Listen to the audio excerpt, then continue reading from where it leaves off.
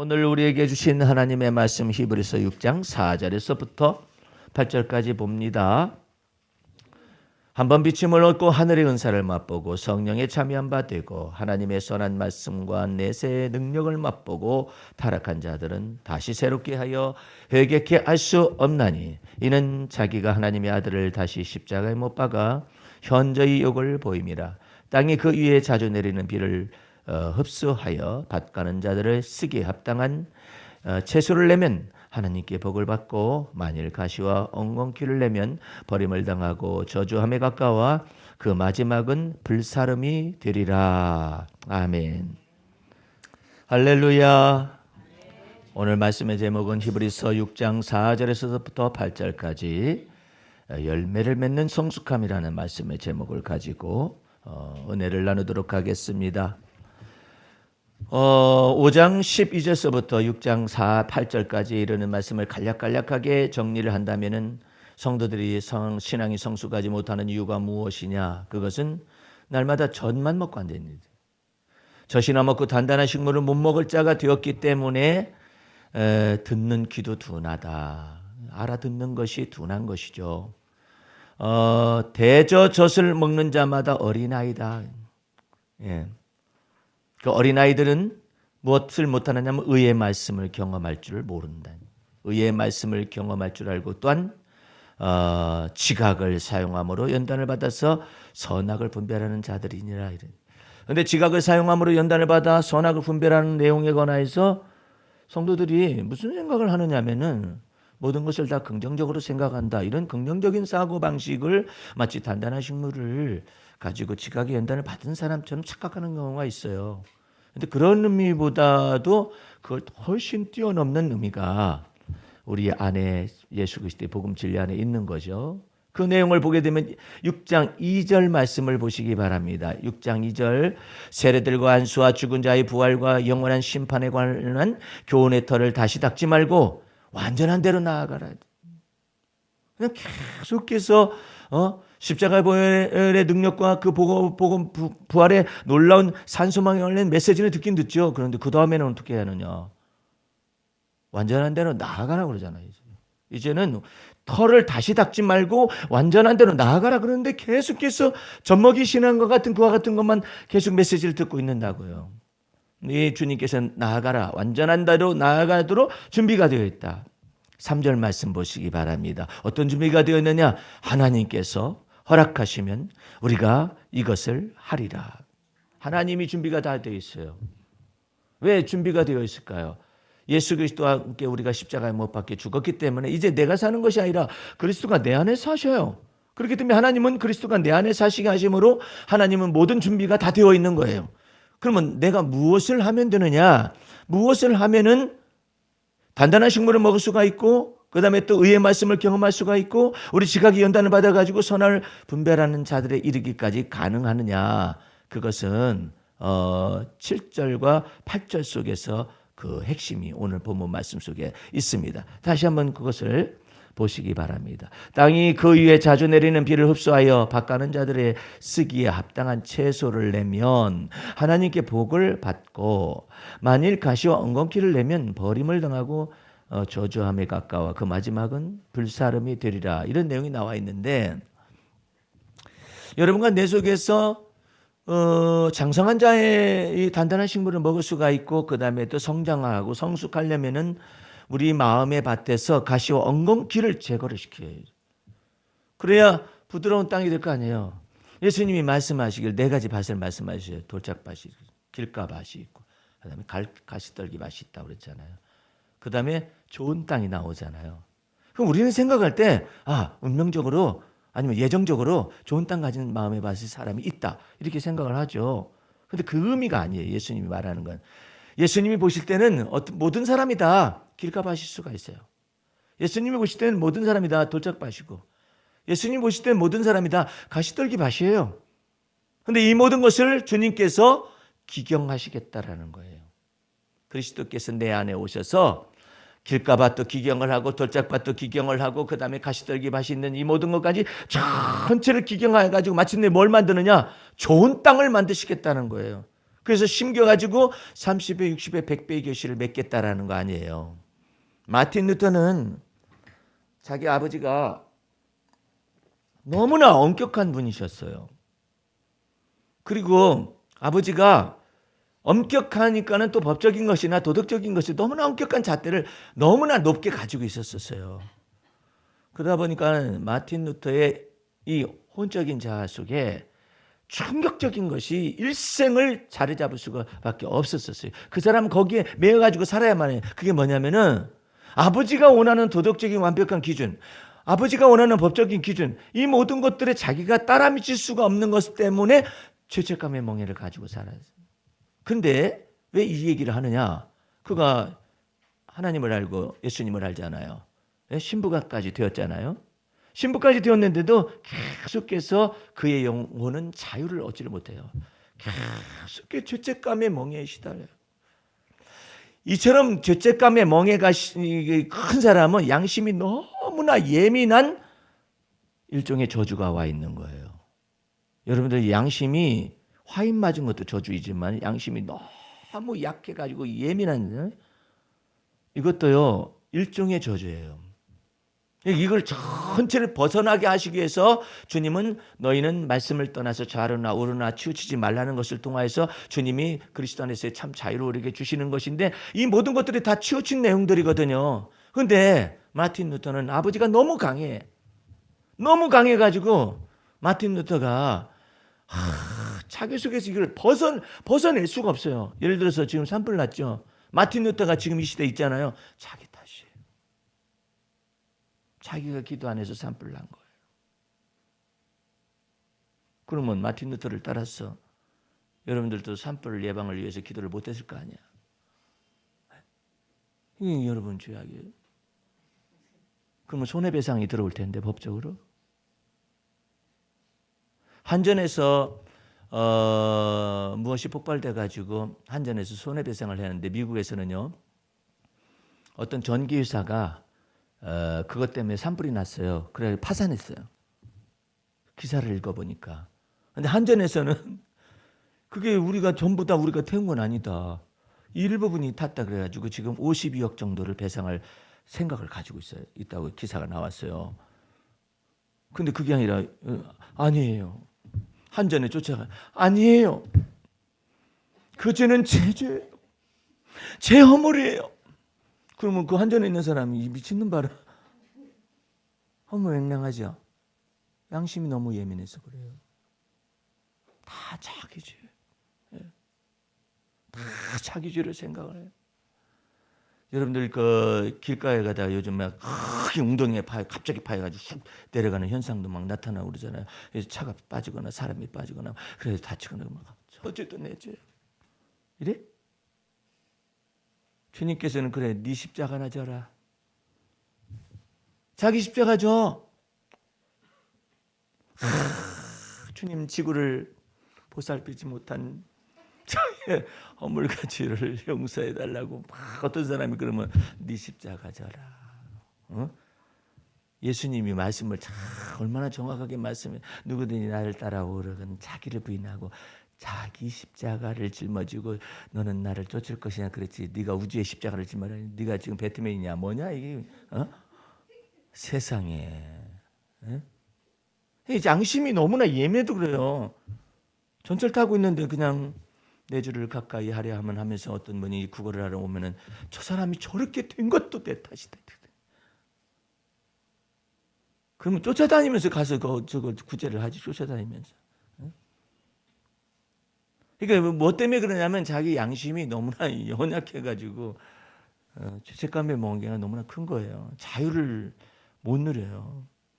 성경에서는 그래서 그렇게 말씀해요. 네가 도울 힘이 있거든 돕거라 이랬대. 도울 힘도 없는데 빌려다가 막 도와. 파산해. 내 주를 가까이 하려면 십자가 진 거. 주님께서 보실 때는 분별력이 없지 않냐 네가. 모든 것이 가하나 모든 것이 다 가한 게 아니거든. 그러니까 지각의 연단을 받아서 이게 되면 이게 되는데 하지도 못하면서 가책을 갖고 죄책감을 갖고 자기가 이렇다고 그것도 망령이야 망령. 그러니까는 이 지각의 분별력이 나타나야 하는데 양심이 연약한 채로 태어나는 경우도 있어요. 연약한 채로 태어나가지고 막 그냥 견딜 수가 없는. 톨스토이 같은 경우도 너무나 양심이 연약한 것 같아 태어났어요. 새가 날아가다가 다리가 부러졌어요. 그 부러진 다리, 참새 이 다리를 보고 막 우는 거야. 울지 못하는 여러분들은 뭐합니까? 막 그렇게 너무나 양심이 물론 그것으로 인하여서 이 톨스토이 저기가 막 헌신도 하고 막 그럴 수도 있지만은 너무나 양심이 연약한 거예요. 그래서 여러분의 양심은 여러분의 것이 아니에요. 이제부터는 그리스도께서 여러분의 양심이셔요. 이제 그리스도께서 여러분의 가치 기준이셔요. 그 주를 믿는 믿음이 여러분의 가치 기준이 돼야지. 여러분 개인적인 양심의 가치 기준을 가지고 예수를 믿으려고 하면 어려운 일이 발생하는데 마틴 루터가 발생해가지고 마틴 루터가 죄책감의 멍에가 너무나 이것을 어떻게 하면 벗을 수 있을까? 복음진리를 몰라가지고 그 베드로 성당이 있으면 그 성당을 무릎을 까고 피를 쭉 흘리면서 거기를 막 올라가는 거예요. 막 고행을 하는 거죠. 그렇게 해서라도 자기 죄책감의 멍에를 씻어버렸고 그때 성령께서 마틴 루터에게 말씀의 계시를 나타내셨어요. 오직 나의 의인은 믿음으로 말미암아 살리라. 근데 너 지금 뭐 하고 앉아있냐? 너 무릎 까고서 너 피 잔뜩 흘려가지고 네 피 가지고 죄책감과 죄를 없애보려고 그래? 오직 나의 하나님의 아들에게는 하나님의 의가 하나님의 아들의 복음에는 하나님의 의가 계시가 되었은지 오직 나의 의는 믿음으로 그 예수 그리스도를 믿음으로 말미암아 살리라. 그때 자유를 딱 얻어. 그 전에도요 이 사람들은 가톨릭 신부였었으니까 서로가 고해성사를 해준대 신부들끼리. 야 뭐 이발사들도 당신은 어떻게 이발하십니까 했더니 이발사한테 간다고 그러더라. 그래서 서로 깎아준다고 그렇게 한다는데 신부가 자기 머리를 자기 저기서 고해성사를 할 수가 없으니까 다른 분 신부한테 가가지고 고해성사를 받아달라 해가지고 하는데 아무리 고해성사를 받아도 이 마틴 루터는 막 너무나 막 죄책감 멍해가 커가지고 이것도 내지요 저것도 내죠 내 탓이요 내 탓 그러잖아요. 로마 가톨릭이 다 내 탓이요 내 탓이요 그러잖아요. 내 탓이요 내 탓이요 내 큰 탓이로 소이다. 내 탓이요 내 탓이요 내 큰 탓이로 소이다. 성부와 성자와 성령의 이름으로 그렇게 하는 것이 뭔지 하여튼 그렇게 하잖아요. 다 자기 탓이래. 산불 난 것도 자기 탓이지. 손해배상 들어간다니까 그러면 자기 탓이라도 이렇게 하잖아요. 그러니까는 마틴 루터가 아무리 고해성사를 해도 그래도 그냥 죄책감이 안 시킨다고. 그러면 고해성사에서 안 되니까 뭐 해줄까? 마틴 루터한테 그 신부가 물었어요. 주기도문을 좀 외워주십시오. 하늘에 계신 우리 아버지여 이름이 거룩히 여김을 받으시오며 아멘. 대신 하늘에서 이루어진 것 땅에서도 이루어진 아멘. 우리가 우리에게 죄진 자를 사하여 준 같이 우리 죄를 사하여 주옵시고. 내가 내 죄도 못 사하는데 누구 죄를 사해? 턱 걸렸어. 그때 주님께서 여전히 하시는 말씀은 하나님의 아들의 복음에는 하나님의 의가 계시되었은지 오직 나의 의는 믿음으로 말미암아 사는 것이든 네가 어떻게 네 죄책감의 멍에를 풀어? 여러분 그렇지만 마틴 루터의 이 혼 속에는요 도덕 율법적인 이것이 그냥 아버지가 막 딱 새겨졌잖아요. 이 자유가 없는 이거 들어차 있는 거예요. 참 자유가 없이 신부가 됐으니까 얼마나 도덕 율법적인 강론을 해댔겠어요. 그래서 여러분들 나는 자유를 얻고 난 다음에 무슨 생각을 했느냐 하면은 만약에 마틴 루터 아버지가 마틴 루터에게 억압으로 도덕 율법적인 생활에 관련된 것을 억압으로 심어줬단 말이에요. 그럼 마틴 루터는 그것 때문에 죄책감에 멍에를 메고 괴로워한단 말이에요. 그러면 이 인생은 누구 인생이냔 말이야. 내 인생인가? 아니면은 아버지의 억압된 인생이 나를 억압하고 있는 것인가? 이거 분명히 아버지 인생이 자기한테 들어온 거잖아요. 왜 내 인생에 주님이 내게 주신 이 인생 속에 왜 아버지의 인생이 나를 갖다가 억압을 하고 강압을 하느냐 이 말이에요. 이건 보통 심각한 문제가 아닙니다. 그래서 하나님께서 하나님이 지시할 땅으로 가라고 하셨을 때 너는 너의 본토 떠나라 말씀하여 너의 친척 떠나고 너의 아비 집을 떠나라고 말한 그 이유가 뭐냐면 혈육의 정이 이것을 타고 들어와 가지고 자기 인생 속에 아비의 죄악을 자식이 3, 4대까지 이르게 한다는 이 모든 것이 나의 혼 속에 딱 들어와 박힐 수가 있어요. 유전적인 기질로. 근데 이 모든 것까지 전부 다 자유케 하시려고 예수께서 우리 안에 들어오신 것입니다. 하나님께서 허락하시면 이 모든 것 가운데서 자유하리라. 오늘 어제서부터 박 권사님이 말이 안 나온대.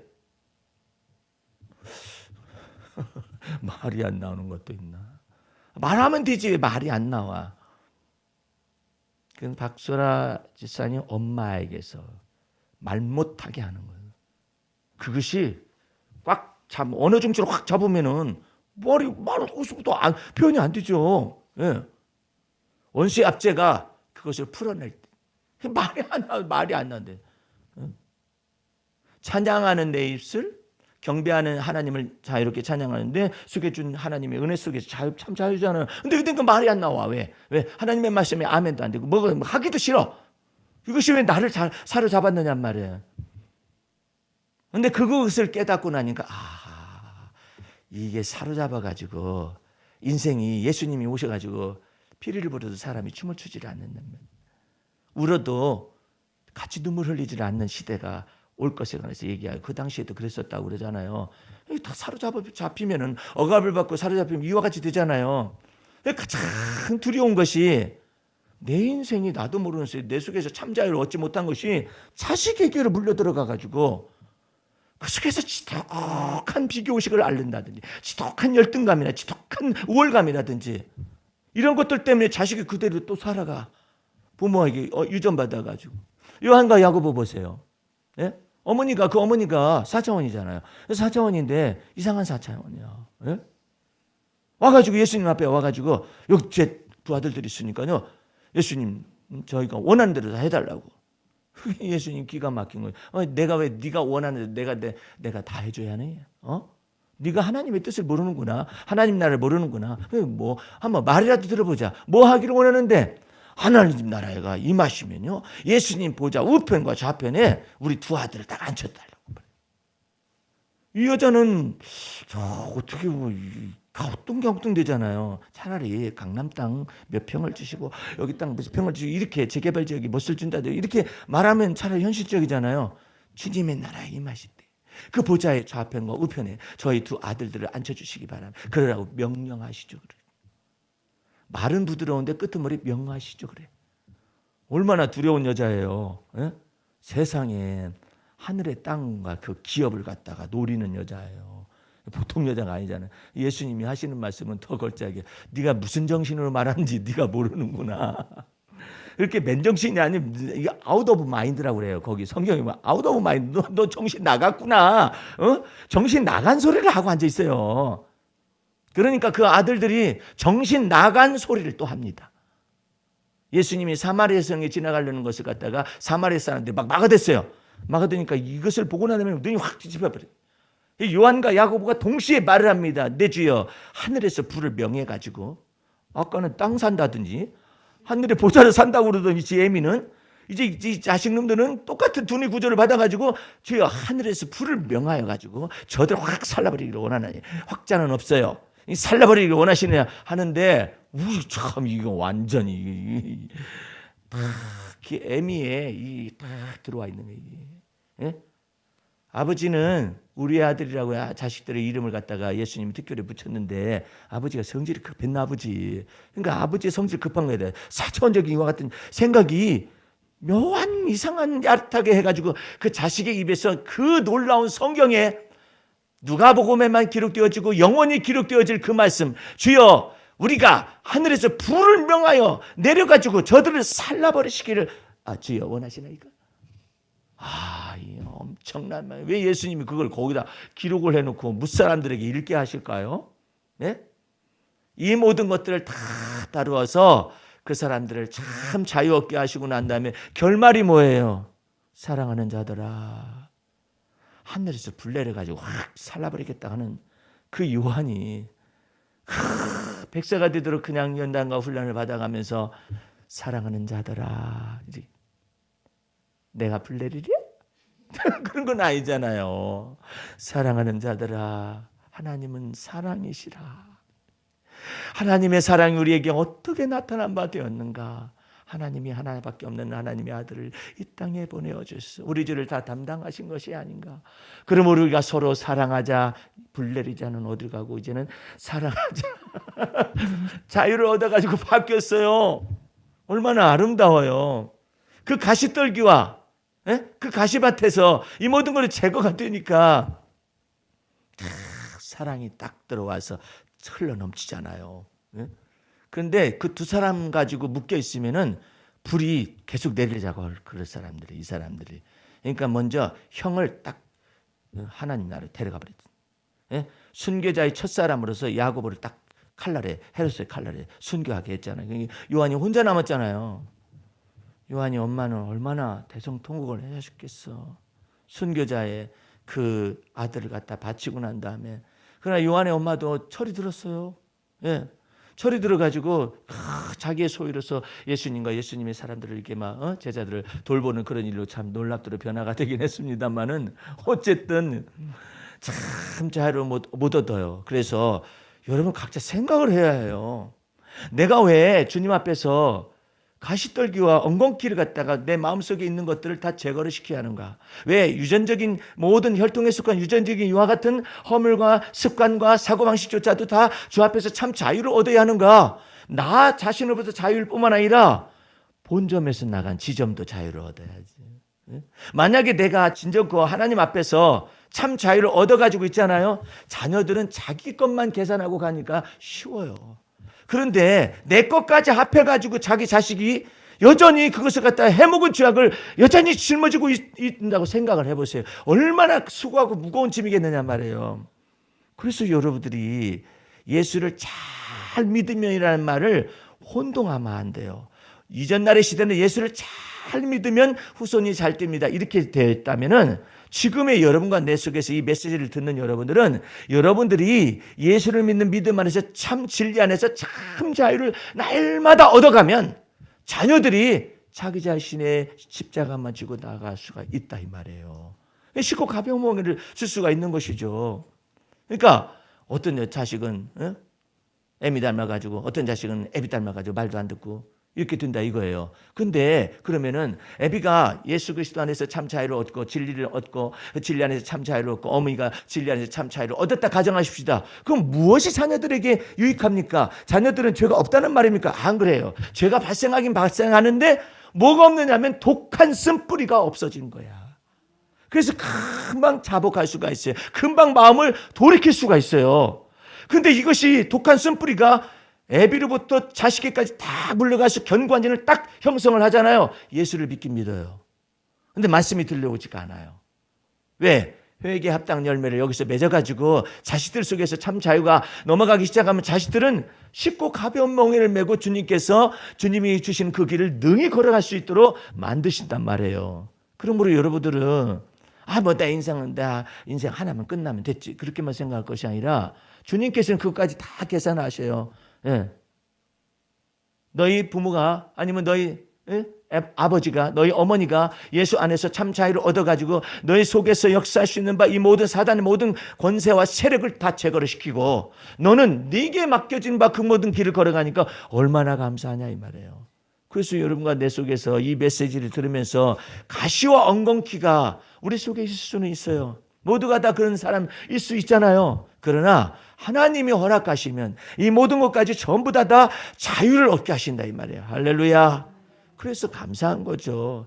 마틴 루터가 이와 같은 큰 자유를 얻었을 때 드디어 종교개혁의 놀라운 시발점이 되는데 마틴 루터를 돕기 위해서 이제 마틴 루터가 그때는 혼자 살았어요. 신부니까 혼자 살았는데 완전히 이제는 로만 가톨릭하고 결별을 선언하고 난 다음에 과부하고 결혼을 했어요.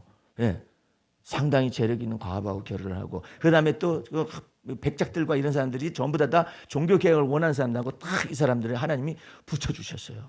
붙여주셔가지고 드디어 종교개혁을 하려면 얼마나 많은 목숨의 위험과 여러 가지 경제적인 위험들 다 따를 수가 있는데 이 모든 것들을 돕는 사람들 다 붙여가지고 마침내 종교개혁을 딱 선언하고 난 다음에 숨어 다니잖아요. 죽이려고. 그러니까 여러분들 아는지 모르는지 모르지만 그 로마 그때 당시에 중사의 로만 가톨릭 거기에서는 결사단이라는 것이 있어요.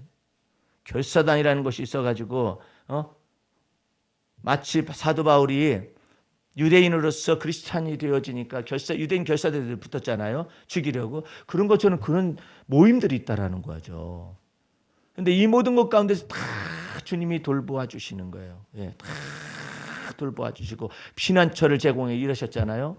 그래서 주님 앞에서 이 기독교 역사상에 얼마나 놀라운 사역을 감당할 수가 있었겠느냐 말이에요.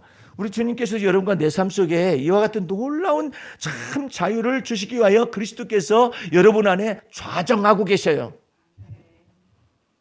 나는 우리 제자반에 있는 사람들이 도대체가 저 사람들을 십몇 년 동안 말이죠. 저렇게 말씀을 듣고 난 다음에 그냥 여전히 제자리에 서 있는 것처럼 느껴진다. 이런 생각할 때마다 주님이 말씀하시는 것이 있어요. 저들이 지금은 자기 터전에서 이렇게 하고 있을지 몰라도 저들을 선교사로서 딱 내보냈을 경우에, 평신도 선교사를 내보냈을 경우에, 아니면 사역을 위해서 사역자로 내보냈을 경우에 어떠한 사역을 감당할 수 있는가를 상상을 해보라는 거예요. 참 놀라운 일이 여러분 앞에 내재되어 있을 수가 있어요. 그래가지고 주님께서 마침내 결실을 맺어가지고 이와 같은 메시지를 가지고 복음 진리의 말씀을 가지고 참 자유를 얻는 이와 같은 메시지를 가지고 나아가게 하기 위해서 그러는데 아이고 어떨 땐 탄식을 하기도 주님 나도 제자 훈련한 세월이 꽤 됐고요. 38살 때부터 시작됐는데 이렇게 수많은 시간이 흘러갔고요. 따라서 제자 훈련에 속한 사람들도 나이가 들고 그런데 무슨 일을 언제 무슨 일을 하겠다는 겁니까? 그런데 하나님이 일을 하실 때는 순식간에 갑자기 하시는 거예요. 갑자기 해야 자기 의의가 없어져요. 갑자기 하시는 거야. 아니 나는 이와 같은 그러니까 아모스 같은 경우도 뽕나무 밭에서 뽕나무를 재배를 하고 있었거든요. 근데 갑자기 부른 거야. 그러니까 아모스가 막 예언 선지자로서 예언을 막 하잖아요. 그런데 그 아모스가 하는 말이 있어요. 나는 제사장의 아들도 아니다. 난 선견자의 아들도 아니다. 그런데 하나님께서 내가 뽕나무를 배양하고 있는데 하나님께서 갑자기 나를 불러가지고 유다에 대해서 예언하라 하셨다. 그래서 내가 말을 전하는 것이다. 이렇게 나온단 말이에요. 그러니까 하나님은 그냥 갑작스럽게 일을 하셔. 그 갑작스럽게 일을 하시는데 갑작스럽게 일을 시켜도 복음 진리가 없으면 어떻게 돼요? 자기 도덕율법적인 것을 그렇게 잘했으면 도덕율법적인 말씀을 복음 진리하고 섞어가지고 전한다고. 어렵잖아요. 그래서 여러분과 내 속에서 하나님께서 하나하나 지금 여러분과 나를 훈련을 시키고 있을 때 왜 저러실까? 나는 그냥 생각을 하죠. 이 거시적인 난목 속에서 이렇게 쳐다보면서 왜 저러실까? 왜 저런 일이 발생할까? 이런 생각을 하지만 하나님이 여러분을 향하신 하나님의 뜻과 계획을 다 이루시기까지 하나님은 여러분을 떠나시지 않습니다. 나이가 드셔도 늙어도 결실한다고 그러잖아요. 아니, 늙어도 결실한다는 것이 얼마나 놀라운 은혜인데 그 다음에 또 진액이 마르지 않는다 그러잖아. 나무에 진액이 마르면 어떻게 되겠어요? 이 진액이 마르지 않으면 쑥뿌리로부터 진액을 빨아 올려가지고 결실하기까지 또 잎이 청청하다고 그러잖아요. 여러분들이 잎이 청청한 거 보시고 싶으면 용문에 가보면 용문에 은행나무가 있어요. 몇백 년이 지나갔는데도 결실해요. 참 놀라운 일이에요. 그래서 관광지가 됐어요. 뭐 나무도 그러는데 그거 법당에 심겨 있더라고요. 절에. 거기 그 밑에 수원지가 좋은가 보죠. 뭐 뿌리 밑에. 아니 법당에 심겨진 나무도 저렇게 늙어도 계시라는데 여러분과 나는 하나님의 집에 심겨진 나무 아니야. 아니 그렇잖아요. 아니 하나님의 집에 심겨진 나무가 왜 그래? 그렇게 믿어요 그냥. 늙어도 결실한다고 믿으라고. 법당의 나무도 잘 자라는데 뭐 생각을 해봐요. 하나님의 집에 심겨진 나무라고. 내가 여러분한테 말하면은 이단이에요. 성경이 그런다니까 너희는 하나님의 집에 심기운 나무라. 그러잖아요. 늙어도 겨실하며 진액이 마르지 아니한 것 같게 하실 수가 있다라는 거예요. 예. 빛이 청청하게 하실 수가 있다라는 거예요. 예. 우리 그런 의미에서 우리 지 목사님은 미션이 하나 더 떨어졌어요. 침을 또 배우래요. 지 목사님이 여기서 이렇게 사역하기 위해서 지금 이렇게 주님께서 훈련을 시키는 게 아니라 선교 지역으로 보낼 건데 그냥 딱 잡으면 아는 거야. 발을 잡으면 사람의 전체를 알고 어디를 잡아도 다 아는 거예요. 아는 거예요. 손을 만져보면 다 아는 거예요. 거기다가 침술까지 주님께서 그 돈까지 주시기를 바라고 거기에 그 호기심을 넣어놨대요. 머릿속에다 이 호기심을. 언니는 이 요리에 대한 음식에 대한 호기심이 딱 들어가 있어가지고 딱 보면 알아. 근데 여기는 딱 보면은 사람에 대해서 구조에 대해서 건강에 관련된 내용을 딱 아는 거죠. 이게 만져보면은 이게 은총이거든요. 이게 만졌는데 아는 거예요. 우리 교인 가운데서 제자반 가운데서도 10년 공부를 계속해서 시키는 사람이 있어요. 계속 머리가 아프고야. 왜냐하면 이게 딱 가면은 이게 누구 머리통 속에서 지금 머리가 굴러가 가지고 세력이 역사를 한다. 이걸 알게 하시기 위해서 계속 공부시키는 거예요. 뭐딱 공부시키는 거예요. 근데 그걸 하나를 더 기술을 겸비하면은 만지면서 왜냐하면 지금은요 선교 지역이 일반적인 선교 지역이 아니에요. 예, 거기는 예수를 말할 수가 없는 지역이에요. 그럼 여러분들 예수를 말할 수 없는 지역에 가서 선교하는데 선교를 어떻게 하면 되느냐? 간단해요. 그 사람들이 예수를 말하면 돼요. 잘 모르시겠어요? 나는 예수를 말을 안 해. 나는 예수를 말을 않고 뭐 어쩌고 저쩌고 뭐 발 마사지도 하면서 뭐서 하면서 침을 놔주면서 이렇게 하는데 이 사람이 누군가에 관해서 어렴풋이 알고 그 사람이 저 선교사님 아니면은 저 선생님 믿는 그분이 누구신지 그분 믿고 싶습니다. 이렇게 지가 말하는데 지가 예?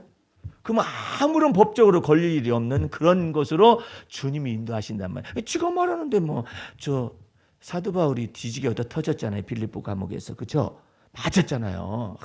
예수 이름으로 귀신이 나가라 해가지고 점치는 귀신 쫓아냈다가 점치는 귀신 뒤에서 돈 받아먹던 사람들이 법정에다 고소해가지고 막 이유 없이 맞고 그랬잖아요. 그 깊은 감옥에 있었잖아요. 그때 하나님께서 그 감옥문을 다 열어 제끼시니까 전사 보내가지고 열어 제끼시니까 그 간수가 있다가 선생님이요. 제가 어떻게 영생을 얻습니까? 그거야. 그 하나님이 다 아시는 것이지. 주 예수 간단해. 나한테 말해도 네 나한테 물어봐라. 그럼 내가 다 답변해 주지. 주 예수를 믿어라. 그리하면 너와 내 집이 구원 얻으리라. 이게 복음 전도지. 그냥 죽어라.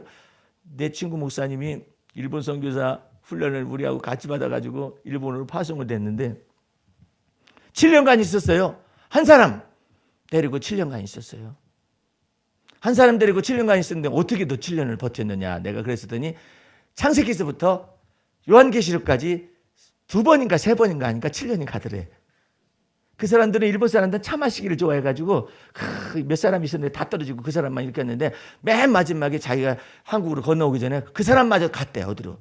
그래서 왜 갔느냐 그랬더니 일본 사람들은 죽고 난 다음에 자기 묘지가 조상묘지에 심기우는 것이 들어가 있는 것이 자기 소원인데 자기가 만약에 예수 믿게 되면은 조상묘지를 못 들어가기 때문에 해골이 못 들어가기 때문에 자기는 이제는 더 이상 교회 다닐 수가 없다고.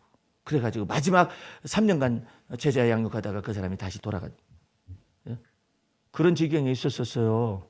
그런데 마지막 날에 이제 복음을 증거하러 갈 때는 회교도가 버티고 있고 극단적인 힌두교도가 버텨 있고 극단적인 유대교가 버텨 있고 극단적인 불교를 가지고 있는 사람들이 버티고 있는데 거기서 예수를 말해요?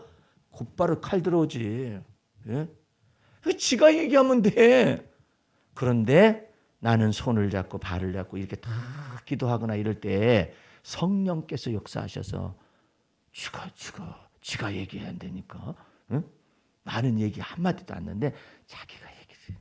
그리고 내가 계속해서 예수 믿어 이럴 일이 아니라 예수님이 꿈에 나타나셔야지. 그 당신이 하실 일을 당신이 하시고 나는 내가 할 일을 하는 것이지. 근데 내가 뭐 그것까지 다 해야 해. 그런 시대에 막 판의 상황 속에서 영생 얻기로 작정된 영혼들이 있는 그런 사람들을 주께서 만나게 하시게 하는 거예요. 예? 그러니까 여러분과 내 속에서 괜히 이렇게 일을 시키는 게 아니에요. 근데 주님께서는 먼저 뭐라 하냐면 네 눈에 먼저 들보부터 빼내라. 예? 그러면 밝히 보고 네가 다른 사람의 티를 뺄 수 있을 것이다 그러잖아요. 그 가시 엉겅퀴가 내 속에서 막 이렇게 있어요. 자기 자신의 정체성도 제대로 되지 못한 사람이 선교사가 돼가지고 나가지고 예수 믿으라 하잖아요. 그럼 귀신이 있다가 너나 잘해 이런다니까. 귀신들이 영의 세계가 모를 것 같아요. 다 알지. 예? 그런데 마음 중심 속에 그리스도께서 좌정하시기만 하면 뭐예요? 누구나 다 예수 믿는 사람 좌정하시죠. 좌정하실 뿐만 아니라 참 자유를 얻어서 자꾸 열매를 맺은 사람들이에요. 변화가 나타나는 사람들이 있게 되면 우리 주님께서 그 사람들 속에서 주님 역사를 하신다니까요. 예? 그런 때는 정말 숨어있는 사람을 탁탁탁 찾아내는 놀라운 은혜가 여러분과 내 속에 주어질 수 있을 거예요. 여러분들 시몬 베드로 생각해 보세요. 시몬 베드로가 그 절정의 순간 있잖아. 이 이름을 명하니까 하늘에서 귀신이 탁탁 떨어지는. 귀신이 나가잖아요. 나갈 때마다 번개처럼 세력이 막 떨어지고 그러잖아요. 예수님 앞에서 우리가요 예수님을 귀신을 쫓아냈다고 그랬더니 귀신만 알지. 근데 예수님은 더 높은 얘기를 하잖아요. 너희가 귀신을 쫓아내자면 하늘에서 번개처럼 떨어져 내리는 것을 내가 보았노라. 왜 번개다냐? 왜 번개일까? 귀신을 쫓아내는 그처럼 빠른 속도예요. 이 영의 세계가 그처럼 빠른 속도인데 뭘 금식해가지고 언제 쫓아내? 고행해가지고 언제 무릎으로 까뒤집고 언제 무슨 성당에 그걸 올라가가지고 언제 번개 같은 걸 쫓아내? 말도 할 수 없는. 어떤 목사님은 엉뚱한 얘기를 해. 왜 교회 첨탑이 뾰족한지 아느니? 설교 시간에. 왜 그러는 거예요? 난 신기하더라고. 그렇게 말한 사람이 별로 없으니까. 그 마귀가 내려오다가 귀신들과 내려오다가 엉덩이 찔려서 올라가라고? 이런 우스꽝스러운 일로 지금 메시지가 될 일이요 이게. 네? 근데 그것을 듣고 좋아라 하고 있어. 그래서 뾰족탑 해놓고 귀신이 내려오다가 엉덩이 찔려가지고 올라가라고. 그렇게 해가지고 올라가면 전부 다 전부 다 뾰족탑만 해놓지. 그래서 여러분의 삶 속에서 시몬 베드로가 만약에 무리를 또 걸었잖아요. 거기서 딱 끝나면 시몬 베드로는 이단돼요. 예? 나 따라서 해봐라 이렇게 하면은 지가 무리를 걸어본 것처럼 다른 사람도 막 걷게 하려고. 허경영이도 그러잖아 지금. 예? 그 사람이요 다음 선거에 나오겠대요. 예. 민생들을 처음부터 구제하기 위해서 새마을운동에 대한 그 아이디어가 자기 머릿속에서 나와가지고 박정희가 받아들여가지고 이렇게 됐다라는 거죠. 자기가 박근혜의 선생이었다라는 거죠. 자기 아이디어 속에서 이 새마을운동의 구도가 다 나왔다는 거예요. 그와 같은 구도 속에서 자기가 여기를 다 새롭게 할 수가 있다는 것이지 뭐.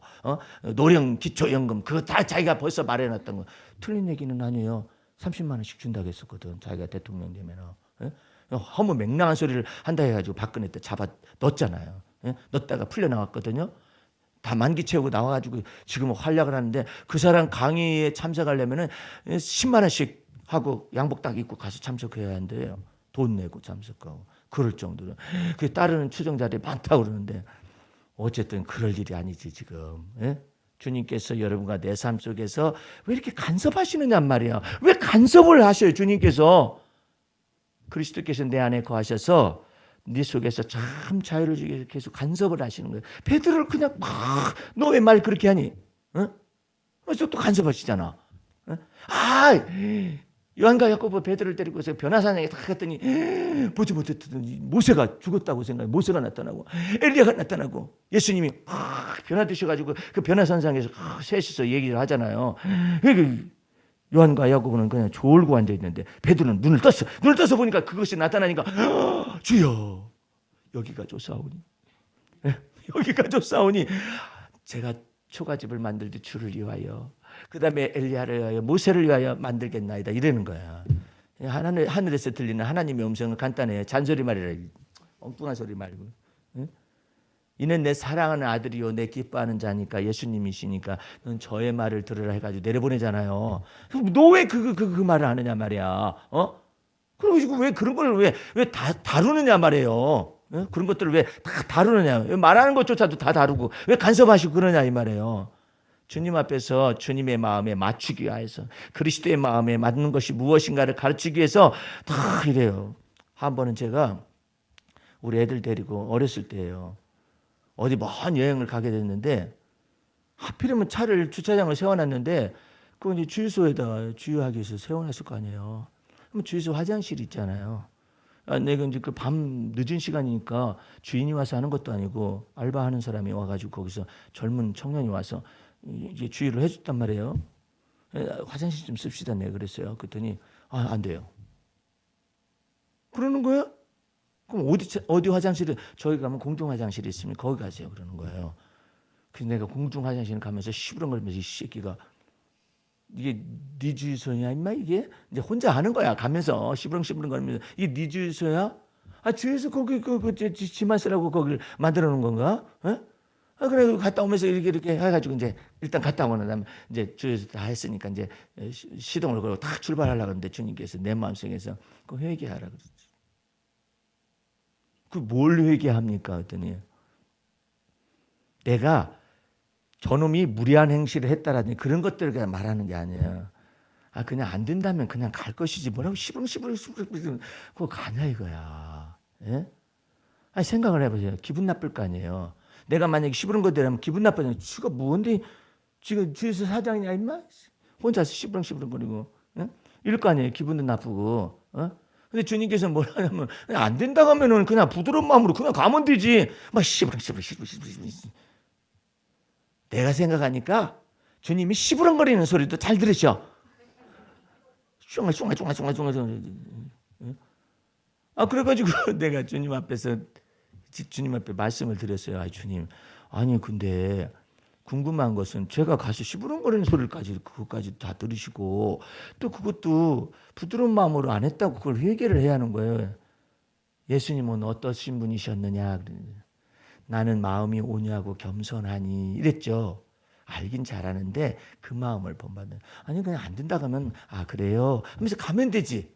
가시가 나와가지고 엉겅퀴가 나와가지고 뭐가 어쩌고 이 새끼 그냥 네가 주인이냐 임마 어쩌고 저쩌고 그럴 일이냐 이 말이에요.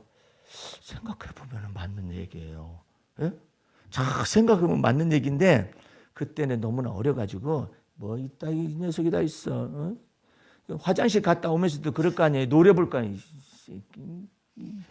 눈을 부라리고 말이야. 이렇게 그럴 거 아니에요. 근데 주님께서는 너 그리스도의 마음을 본받기를 원한다면은 나는 마음이 오냐고 겸손하니 그래. 예수님은 어떤 것을 그 다음부터 요한복음을 펴고 공간복음서를 펼쳐봤어요. 그랬더니 예수님이 모욕을 당한 것은 너무 심해. 예수님한테 돌멩이를 확 짱돌을 들고 죽이겠다고 막 몰고 가는 거예요. 예수님은 낭떠러지까지 몰고 가는 거예요. 예수님이 이게 몰려가시잖아요. 가만히 서 있었어요. 짱돌을 들고 막 이렇게 하는데 치지는 못하고 하고 있는 거예요. 예수님은 변함없는 마음을 가지고 쏙 지나가시는 거예요. 짱돌을 들고 있는 사람들 사이로 지나가는 거예요. 네?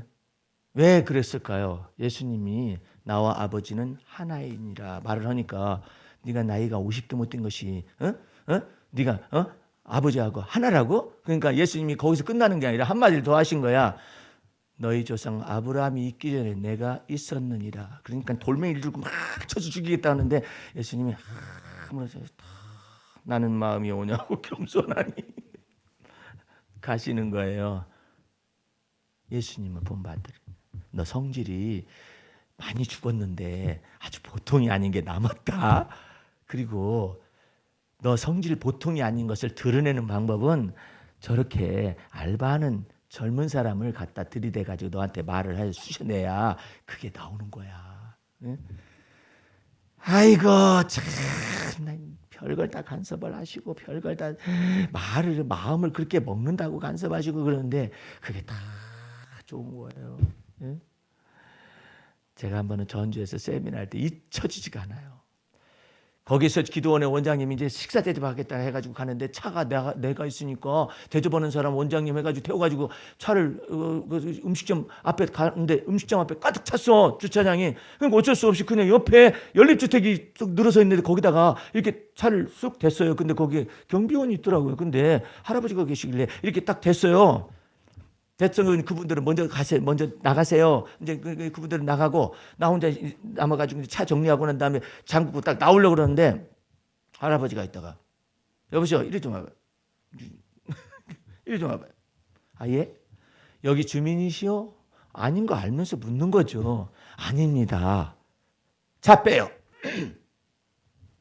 요즘 우리 연립주택에 모르는 사람들 차량이 대해져가지고 주민들 원성이 대단하다고 하면서 차 빼요.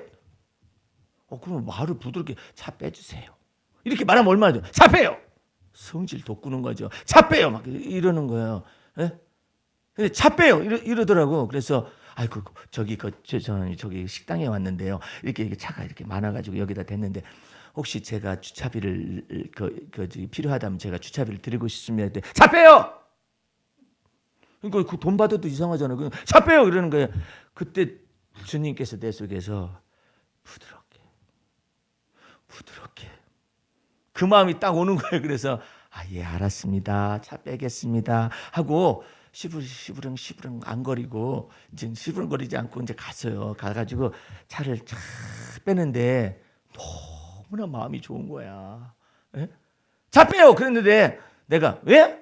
이렇게 하지도 않고 시부렁거리지도 않고 어쨌든 네 알았습니다 하면서 차 뺀다 이렇게 하니까는 할아버지가 옆으로 왔어요. 와가지고 젊은이 예? 어디 갔다고? 저 식당에 와 잠깐. 얼마나 걸려? 한 30분, 1시간이면 됩니다. 그랬더니 그냥 놔두고 빨리 갔다 와. 예. 주님의 성령께서 내 마음속에 너무나 기뻐하신 거야. 예? 너 가시 빼야 한다. 너 독소가 있는 것들 이거 다 빠져나와야 해. 뭐가 그렇게 불만이 많냐? 뭐가 이렇게 불평할 것도 많고?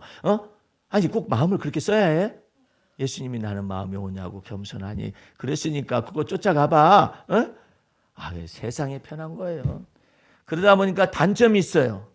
바보가 돼요. 바보 되면은요 세상이 넓게 보여요.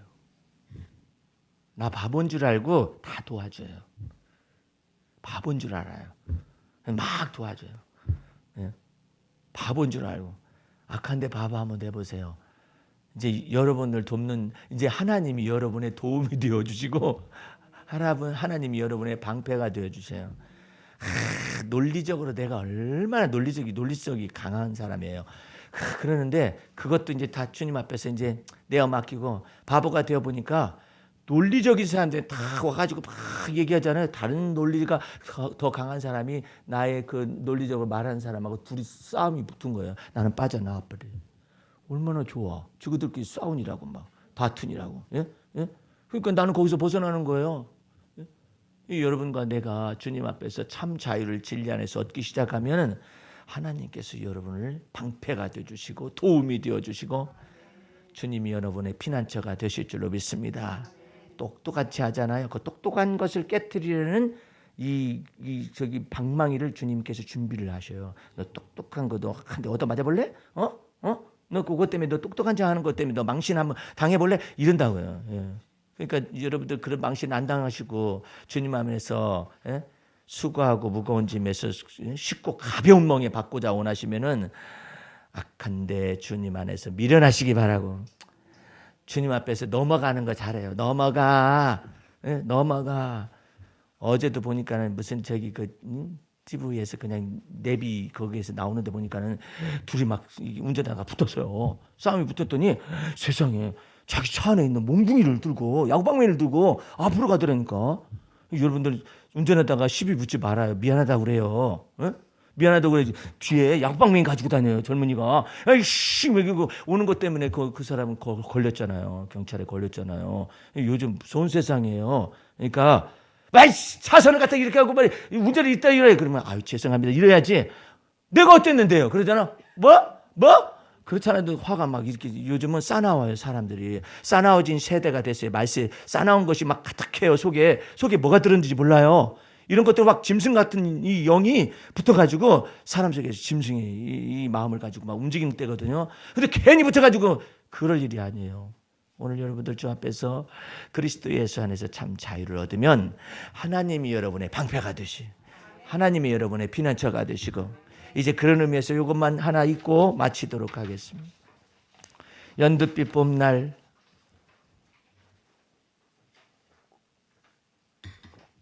겨우내 가슴 절절한 마지막 추억을 씻어내는 봄비가 대지를 적신다. 이 겨울을 씻어낸다는 거죠. 희망의 싹을 틔우려는 자비로운 주님의 단비는 죽은 듯 서 있는 나무들과 목마른 대지를 적시어 새 생명을 잉태하고 있다. 어김없이 성령으로 만물을 새롭게 하시는 주의 은밀한 손길은 그 성실함과 은혜를 알게 하고 화려한 봄날을 준비하려는 신기하고 놀라운 사랑이여라. 봄날의 초상은 그렇게 오가고 있다. 천산의 초록빛을 입히시려는 주의 성실함이 진노 중에도 긍휼을 입히시고 있도다. 연두빛 사울은 그 연두빛 푸르름만 보아도 내 가슴 가없이 설레었어라. 만생이 소생의 빛재로 가슴 부여 안아 겨운에 움츠린 소담스런 생명으로 신의 소명인 양 기지개 드리워 보드라의 발등상에 기대었구나. 꽃망울 깃든 봉우리마다 부르짖는 목마름으로 애태움에 가는 빗줄기 속 아지랑이가 따사롭구나. 일찍 깨난 벌레들은 춘몽에 졸고 허리 굽혀 굵어진 농부손 시린 얼음장을 녹이는구나. 오늘 여러분들 봄날을 맞이해서 주의 놀라운 은혜가 넘쳐나시기를 주의 이름으로 축원합니다. 기도하겠습니다. 우리 하나님 아버지 감사 찬미 올립니다. 우리 주님께서 이처럼 화창한 봄날을 허락하여 주셨는데 아픔도 있습니다. 이 모든 아픔을 뒤로하고 이제 그리스도께 안에서 우리에게 주시는 하나님의 놀라운 은혜 속에서 날마다 성장해 나갈 수 있도록 돌보아 주시옵소서. 예수님 이름으로 기도하였습니다. 아멘.